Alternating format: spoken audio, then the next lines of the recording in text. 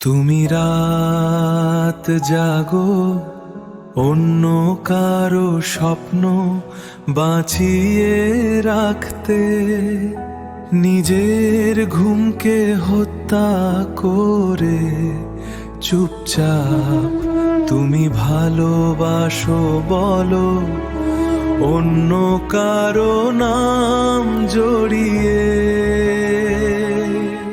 যেন শব্দগুলো আমাকে এড়িয়ে চলে, তোমার মায়া জন্মায় অন্য কারো স্পর্শের ভিতরে, আর আমি ছুঁয়ে থাকি শুধু শূন্যতা।